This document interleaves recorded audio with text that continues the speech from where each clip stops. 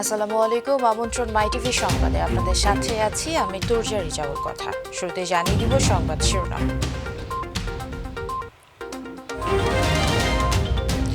কাল শিশু শিক্ষার্থীদের দেয়া হবে করোনার টিকা, জানালেন স্বাস্থ্যের ডিজি।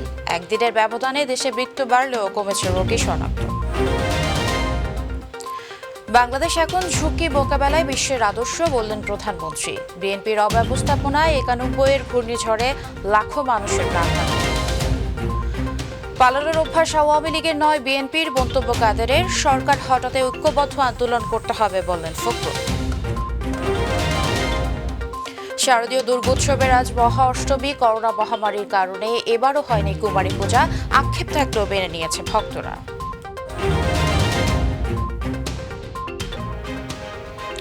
শুনছিলেন শিরোনাম, যাচ্ছে পুরো খবরে। শুরুতেই থাকছে করোনা ও টিকাদান প্রসঙ্গ।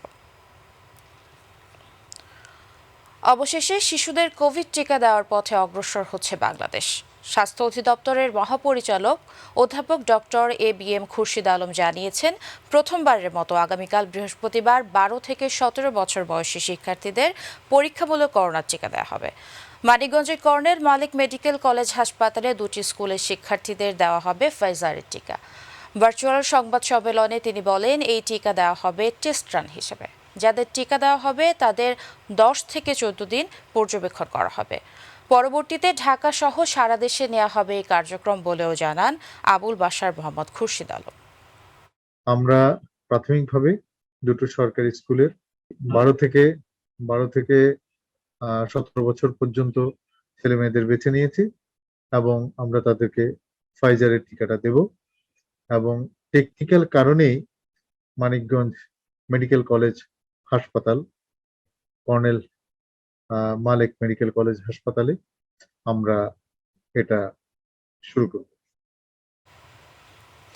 দেশে করোনায় আগের দিনের তুলনায় মৃত্যু বাড়লেও কমেছে রোগী শনাক্ত। গত 24 ঘন্টায় আরও 17 জনের মৃত্যু হয়েছে। এ সময় নতুন রোগী শনাক্ত হয়েছে 518 জন। আগের দিন 14 জনের মৃত্যু, রোগী শনাক্ত হয় 543 জন। সবশেষ 24 ঘন্টায় 22,153 জনের নমুনা পরীক্ষা করা হয়। পরীক্ষার বিপরীতে শনাক্তের হার 2.34। আগের দিন এই হার ছিল 2.35। স্বাস্থ্য অধিদপ্তর জানিয়েছে, এখন পর্যন্ত দেশে 15,64,019 জনের করোনা শনাক্ত হয়েছে। এর মধ্যে মারা গেছে 27,730 জন। গত 24 ঘন্টায় মারা যাওয়াদের মধ্যে ঢাকা বিভাগে 13 জন, খুলনায় 2 জন এবং চট্টগ্রাম ও বরিশাল বিভাগে 1 জন করে রয়েছে। রাজশাহী, সিলেট, রংপুর ও ময়মনসিংহ বিভাগে কারো মৃত্যু হয়নি।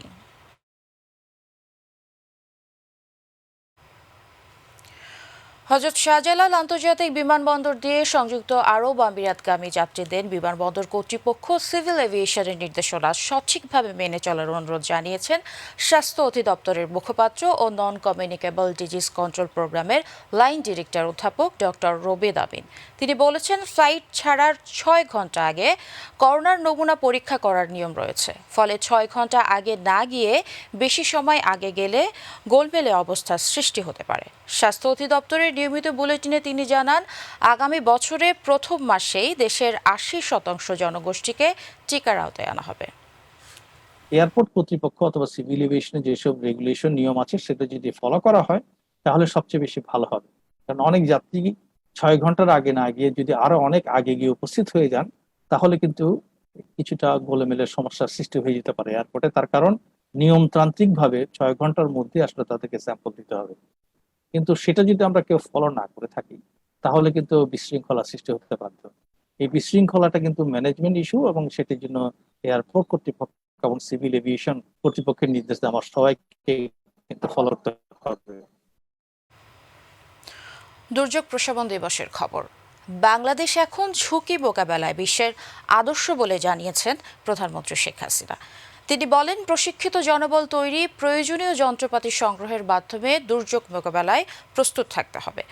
দুপুরে ঘূর্ণিঝড় প্রস্তুতি কর্মসূচি, 50 বছরে পদার্পণ ও আন্তর্জাতিক দুর্যোগ প্রশমন দিবসের অনুষ্ঠানে ভার্চুয়ালি যুক্ত হয়ে কথা বলেন প্রধানমন্ত্রী।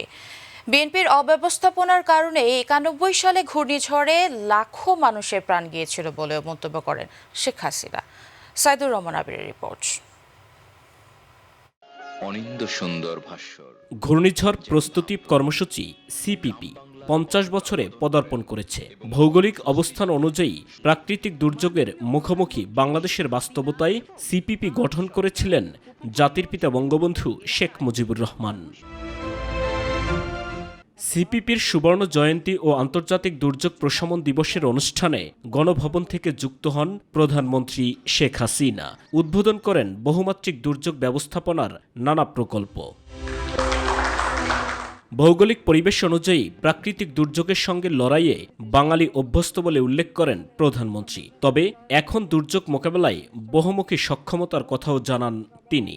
সরকার আসার পরপরই আমরা সিদ্ধান্ত নেই যে আমাদের দুর্যোগ মোকাবেলার জন্য কি পদক্ষেপ আমাদের নিতে হবে, সেই দিকে লক্ষ্য রেখে প্রত্যেকটা উপজেলায় ফায়ার সার্ভিস স্টেশন তৈরি করা, যেটা আমাদের দেশে ছিল না। অগ্নি নির্বাপন থেকে শুরু করে যে কোনো প্রাকৃতিক দুর্যোগে যেন মানুষকে উদ্ধার করা যায় তার ব্যবস্থা করা, ভলান্টিয়ার নিয়োগ এবং ভলান্টিয়ার বৃদ্ধি এবং ভলান্টিয়ারদের জন্য বিভিন্ন ধরনের ট্রেনিংয়ের ব্যবস্থা করা। 91-এ বিএনপি সরকারের ব্যর্থতায় ঘূর্ণিঝড়ে বিপুল প্রাণহানি হয়েছিল বলেও মন্তব্য করেন প্রধানমন্ত্রী। বাংলাদেশ আজকে সারা বিশ্বে ঝুঁকি মোকাবেলায় একটা আদর্শ দেশ হিসেবে কিন্তু প্রতিষ্ঠা লাভ করেছে। আমাদের এই সম্মানটা যেন বজায় থাকে ভবিষ্যতে, সেটাও সকলকে সচেতন থাকতে হবে এবং এই ব্যবস্থাটা অব্যাহত রাখতে হবে। যেমন ওই 91 ঘূর্ণিঝড়ের মতো কত মানুষ মারা গেল আর কত মানুষ তত মানুষ মরে নাই, যত মানুষ মরার কথা ছিল, এই কথা যেন আর জীবনে কখনো শুনতে না হয়। যে কোনো দুর্যোগে আওয়ামী লীগ মানুষের পাশে থাকবে বলেও আশ্বাস দেন বঙ্গবন্ধু কন্যা। যে আওয়ামী লীগ সবসময় জনগণের পাশে আছে, যে কোনো দুর্যোগে আর কেউ না যাক, আওয়ামী লীগের নেতাকর্মী সবসময় পাশে থাকে। এবার করোনা ভাইরাসের সময় আপনারা দেখেছেন যে আমাদের সেই ছাত্রলীগ, আওয়ামী লীগ, স্বেচ্ছাসেবক লীগ, যুবলীগ, কৃষক লীগ সহ প্রত্যেকটা সহযোগী সংগঠন, হয়তো সবগুলি নাম আমি বলতে পারলাম না, কিন্তু প্রত্যেকটা সহযোগী সংগঠনের নেতাকর্মীরা নিজের জীবনের ঝুঁকি নিয়ে মানুষের পাশে দাঁড়িয়েছে। করোনার ভ্যাকসিন নিয়ে মৃত্যু ঝুঁকি কম হলেও আক্রান্ত হবার আশঙ্কা থাকে, তাই স্বাস্থ্য সংক্রান্ত নির্দেশনা মেনে চলার আহ্বান জানান প্রধানমন্ত্রী। শুধু টিকা নিলেই হবে না, নিজেকেও সতর্ক রাখতে হবে, কারণ টিকা নেওয়ার পরেও করোনা দেখা দিতে পারে। সাইদুর রহমান আবির, মাই টিভি, ঢাকা। পড়ে যাচ্ছি 96 সালেও আমরা। এবার রাজনৈতিক প্রসঙ্গ। পালিয়ে যাওয়ার অভ্যাস আওয়ামী লীগের নেই, এই অভ্যাস বিএনপির বলে মন্তব্য করেছেন আওয়ামী লীগের সাধারণ সম্পাদক, সড়ক পরিবহন ও সেতুমন্ত্রী ওবায়দুল কাদের। তিনি বলেন, নির্বাচনকে ভয় পায় বলেই বিএনপি প্রকাশ্য নির্বাচনে অংশ নেয় না। সকালে যাত্রাবাড়ি ডেমরা মহাসড়ক 4 লেনে উন্নীতকরণ প্রকল্প পরিদর্শন করে তিনি সাংবাদিকদের কথা বলেন। 2022 সালের মধ্যে ডেমরা যাত্রাবাড়ি 4 লেন সড়ক খুলে দেওয়া হবে বলেও জানান ওবায়দুল কাদের।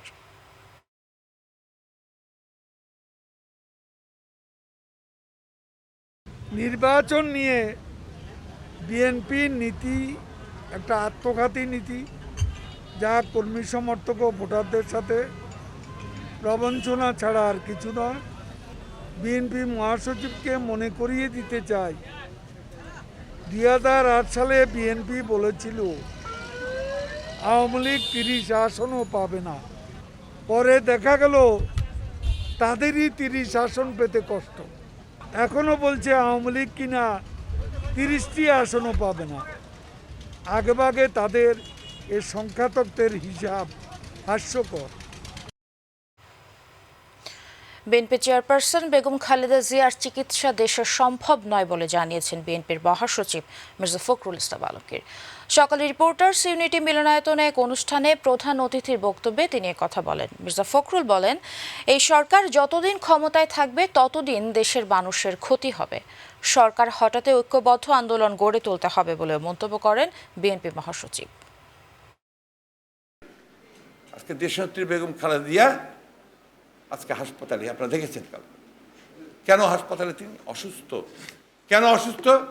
যে 3 বছর তিনি জেলে ছিলেন তার কোনো চিকিৎসা হয়নি। আমি বলছি আপনাদেরকে, তার কোনো চিকিৎসা হয়নি, ইচ্ছা করে চিকিৎসা করেনি। তিনি কেন জেলে? তার বিরুদ্ধে যে মামলা, 2,33,00,000 টাকার মামলা, এবং সেটাও মামলার যদি রায় দেখেন, কোথাও কিন্তু এই রায়ে বলা নাই যে তিনি তহবিল তসরুফ করেছেন বা সেই টাকা তসরুফ করেছেন, না, সেটা না। তার বিরুদ্ধে অভিযোগটা হয়েছে যে তিনি বিং দ্য প্রাইম মিনিস্টার তিনি ওটা লক্ষ্য করেননি বা দেখেননি, তিনি ক্ষমতার অপব্যবহার করেছেন, এই কথাটা এসছে। আর সমানে বলেছেন যে এতিমের টাকা খেয়েছেন। আরে পুরো টাকা তো 10 গুণ হয়েছে এখন। এবার দুর্গোৎসবের খবর। শারদীয় দুর্গোৎসবের আজ মহা অষ্টমী।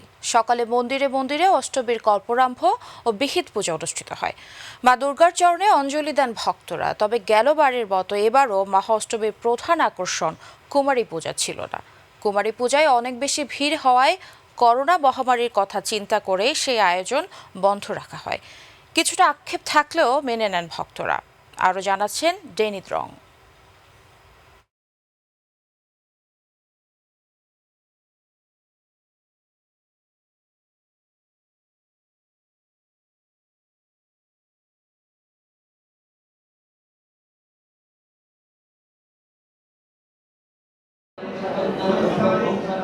সনাতন ধর্মাবলম্বীদের বিশ্বাস মতে বিশ্ব ব্রহ্মাণ্ড সৃষ্টি, স্থিতি ও লয়ের চক্রে আবির্ভূত হচ্ছে, আর সেই শক্তি বীজ রূপে কুমারীতে নিহিত।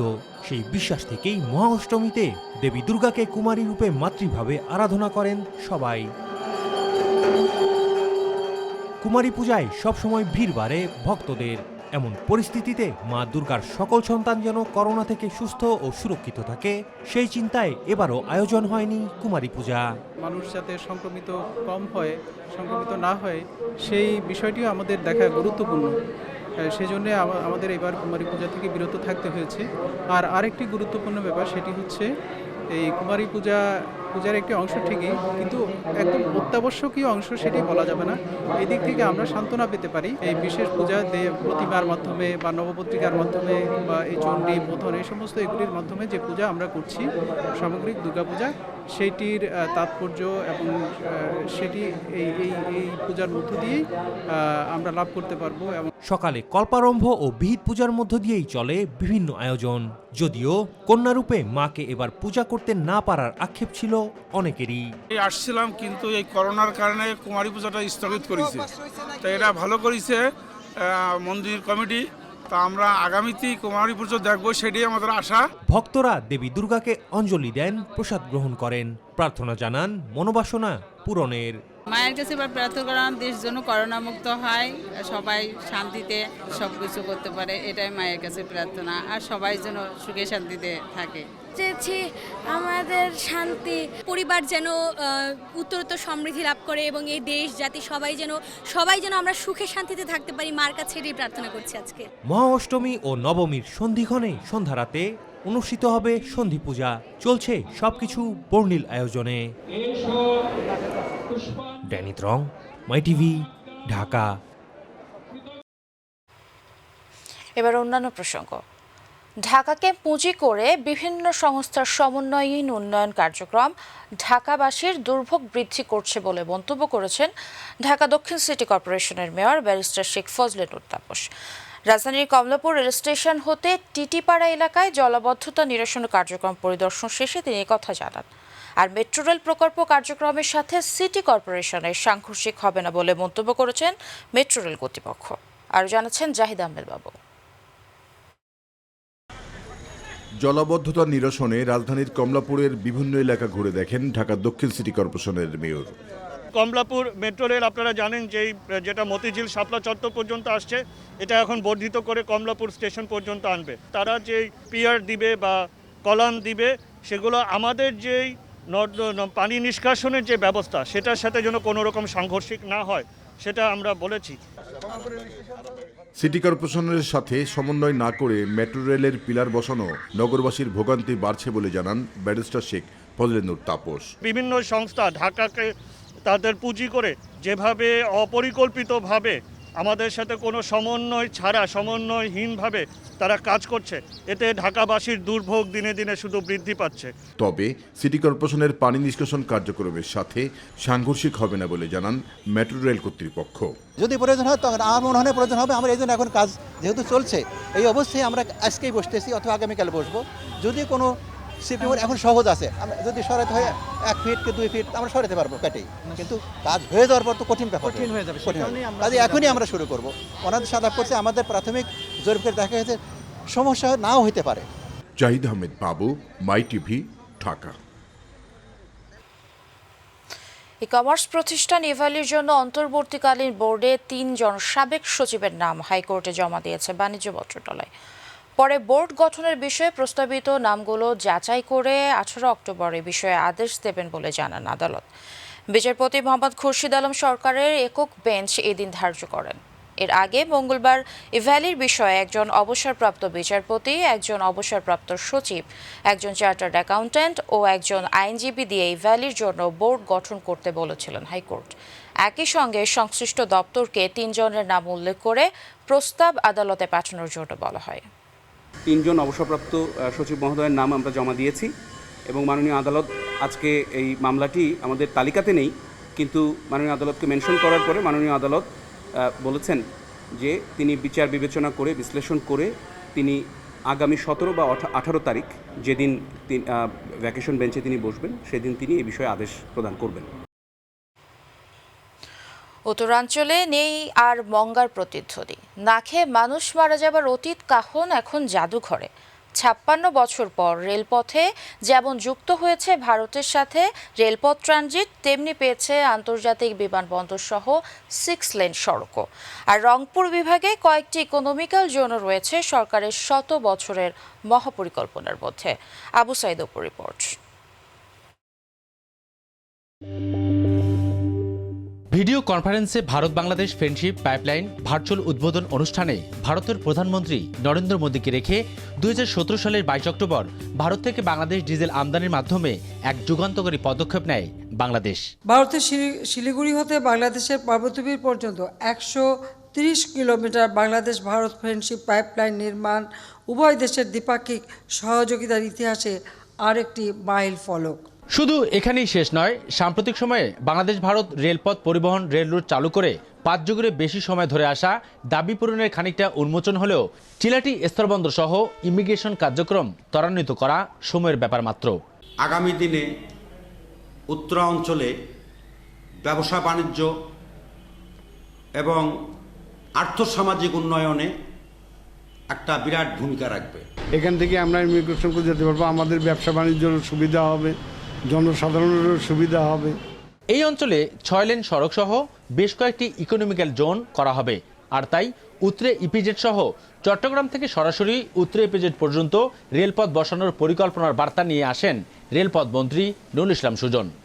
আশেপাশে যে বিভিন্ন ইন্ডাস্ট্রি অনেক চেঞ্জ হয়ে গেছে, তাদের সার্বিক একটা কাঠামো এখানে তৈরি করার জন্য 23টা করলো, এটা আরো কত বড় করা যায়। পাশাপাশি সৈয়দপুর বিমানবন্দর এখন আন্তর্জাতিক বিমানপথ রুটে পরিণত হওয়ার খবরে উচ্ছ্বসিত এখানকার মানুষ। সৈয়দপুর কক্সবাজারের পর ভারত, নেপাল, ভুটান সহ আরও বেশ কয়েকটি দেশের সাথে এই বিমানবন্দর ব্যবহারের প্রক্রিয়া চলছে। আর দেশের সর্ববৃহত্তম রেলওয়ে কারখানা আধুনিকায়নের সরকারের ইতিবাচক পদক্ষেপ তো সবারই জানা। সরাসরি এখানে বিমান আসতে পারবে, তাতে করে আমাদের যে অর্থনৈতিক কর্মকাণ্ড যেমন উপকৃত হবে, তার সাথে পর্যটকদের আনাগোনা বেড়ে যাবে। সেই লক্ষ্যে আমরা কাজ করে যাচ্ছি। আবু সাইদ অপু, মাই টিভি। অবৈধভাবে বিদেশে লোক পাঠানো বা চাকরি দেওয়ার নামে প্রতারণার অভিযোগে রাজধানীর বাড্ডা এলাকা থেকে মানব পাচারকারী চক্রের মূল হোতা সাইফুল ইসলাম টুটুর সহ 8 জনকে গ্রেফতার করেছে র্যাব। উদ্ধার করা হয় কম্পিউটার সামগ্রী, পাসপোর্ট, মোবাইল ফোন, বিদেশি মুদ্রা সহ বিভিন্ন কাগজপত্র। মঙ্গলবার রাত থেকে অভিযান চালিয়ে তাদের গ্রেফতার করা হয় বলে কারওয়ান বাজার মিডিয়া সেন্টারের সংবাদ সম্মেলনে জানান র্যাব 4-এর অধিনায়ক কমান্ডার মোজাম্মেল হক। তিনি জানান, দালালদের সহযোগিতায় উচ্চ বেতনের নাম করে 2 থেকে 5 লক্ষ টাকা নিয়ে মধ্যপ্রাচ্যে নারীদের বিক্রি করে দিত এই চক্র। আমাদের কাছে স্বীকার করছে এ পর্যন্ত 50-এরও বেশি মানুষকে সে মানব পাচার করছে। এই 50 জনই কিন্তু বিদেশে যা বিপদে আছে, তারা বাংলাদেশেও ফিরতে পারছে না এবং যে কার্যাদেশ বা ওয়ার্ক পারমিট অনুযায়ী তারা ওখানে গেছে সেই অনুযায়ী তারা বেতন ভাতাও পাচ্ছে না এবং এদের মধ্যে 2-1 জন যোগাযোগ করতে পারলে অধিকাংশ বাড়ির সঙ্গে যোগাযোগও করতে পারছে না। আশুলিয়ার জিরানি এলাকায় গরম তেল ঢেলে স্ত্রীকে হত্যার ঘটনায় স্বামী সজদু মিয়াকে গ্রেফতার করেছে সিআইডি। সকালে এ বিষয়ে সংস্থাটির কার্যালয়ে সংবাদ সম্মেলনে সিআইডির অতিরিক্ত বিশেষ পুলিশ সুপার মুক্তাধর জানান, যৌতুকের চাহিদা মেটাতে না পারায় স্ত্রী স্বর্ণা বেগমের শরীর গরম তেল ঢেলে দেয় সজনু মিয়া। পরে চিকিৎসার ব্যবস্থা না করেই সে পালিয়ে যায় এবং স্বর্ণা মারা যায়। এ ঘটনায় মামলা দায়েরের পর সিআইডি তদন্ত শুরু করে এবং রাতে সজনু মিয়াকে গ্রেফতার করে।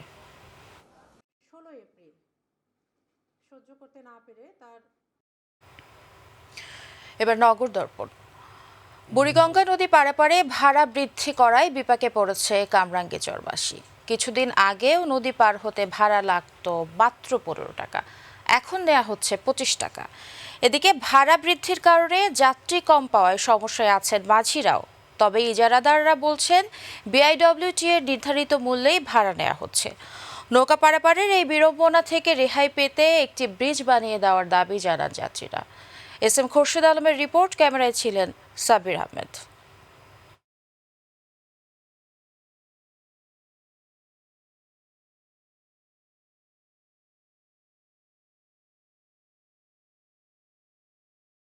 রাজধানী কামরাঙ্গীরচর এলাকায় মুসলিমবাগ ও মসজিদবাগ খেয়াঘাট। প্রতিদিন হাজারো মানুষ এই ঘাট দিয়ে ওয়াইজঘাট, সদরঘাট, জিলজিরা ও বাবুবাজার এলাকায় কর্মস্থলে যাতায়াত করেন।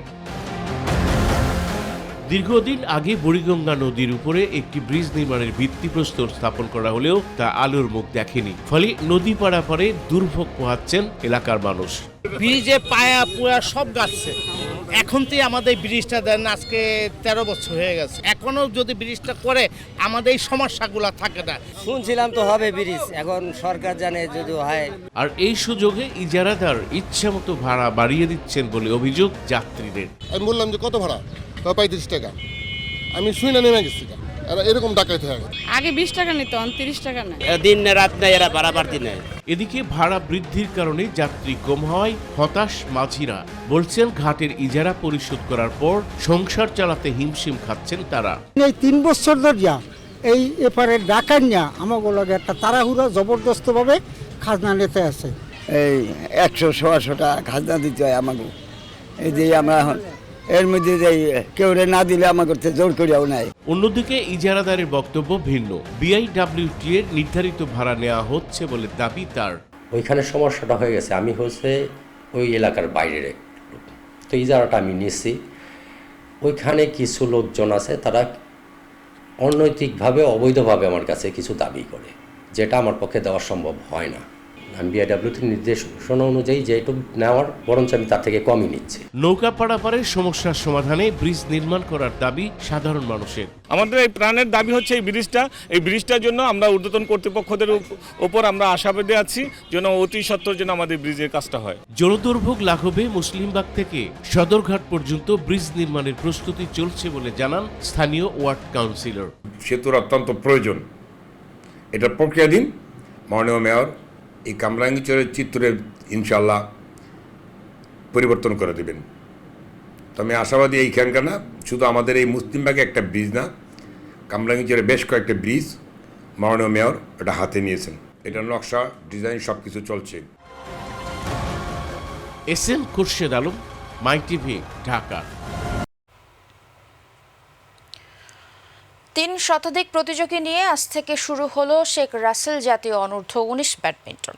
শহীদ তাজউদ্দিন আহমেদ ইনডোর স্টেডিয়ামে প্রতিযোগিতার উদ্বোধন করেন শিল্পমন্ত্রী নুরুল মজিদ মাহমুদ হুমায়ুন। এ সভায় উপস্থিত ছিলেন ফেডারেশনের সভাপতি ডক্টর আব্দুল মালিক, শেখ রাসেল জাতীয় শিশু কিশোর পরিষদের মহাসচিব KM শহীদুল্লাহ এবং বাংলাদেশ অলিম্পিক অ্যাসোসিয়েশনের উপমহাসচিব আশিকুর রহমান মিকু। টুর্নামেন্টে ছেলে ও মেয়েদের এককে যথাক্রমে 134 ও 25 এবং দ্বৈতে যথাক্রমে 75 ও 15টি দল অংশ নিচ্ছেন। 18 অক্টোবর শেখ রাসেলের জন্মবার্ষিকী উপলক্ষে ফুটবল, ব্যাডমিন্টন, দাবা, চিত্রাঙ্কন ও সুন্দর হাতের লেখা প্রতিযোগিতার আয়োজন করেছে শেখ রাসেল জাতীয় শিশু কিশোর পরিষদ। বিজয়ীদের হাতে 18 অক্টোবর পুরস্কার তুলে দিবেন প্রধানমন্ত্রী শেখ হাসিনা।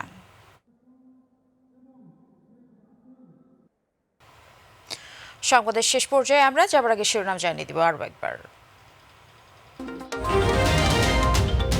কাল শিশু শিক্ষার্থীদের দেয়া হবে করোনা টিকা, জানালেন স্বাস্থ্যের ডিজি। একদিনে ব্যবধানে দেশে মৃত্যু বাড়লেও কমেছে রোগী শনাক্ত। বাংলাদেশ এখন ঝুঁকি মোকাবেলায় বিশ্বের আদর্শ বললেন প্রধানমন্ত্রী। বিএনপির অব্যবস্থাপনায় 91-এর ঘূর্ণিঝড়ে লাখো মানুষের প্রাণহানি। পালানোর অভ্যাস আওয়ামী লীগের নয়, বিএনপির মন্তব্য কাদেরের। সরকার হঠাতে ঐক্যবদ্ধ আন্দোলন করতে হবে বললেন ফখরুল। শারদীয় দুর্গোৎসবের আজ মহা অষ্টমী। করোনা মহামারীর কারণে এবারও হয়নি কুমারী পূজা, আক্ষেপ থাকলেও মেনে নিয়েছে ভক্তরা। আফগানিস্তানে মানবিক বিপর্যয় এড়াতে সহায়তা দেবে জোট G20। প্রয়োজনে তালেবানদের সঙ্গে সমন্বিতভাবে কাজ করা হবে। নেপালের সঙ্গে 1-1 গোলে ড্র করে সাফ চ্যাম্পিয়নশিপ থেকে বিদায় নিল বাংলাদেশ।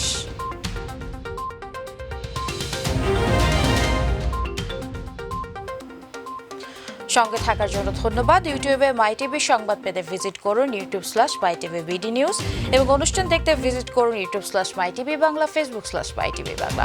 পরবর্তী সংবাদ রাত 9:30 দেখার আমন্ত্রণ জানিয়ে বিদায় নিচ্ছি। দর্শক, করোনা সংক্রমণ রোধে সবাই সতর্ক থাকুন, মাস্ক পরুন, স্বাস্থ্যবিধি মেনে চলুন। আল্লাহ হাফেজ।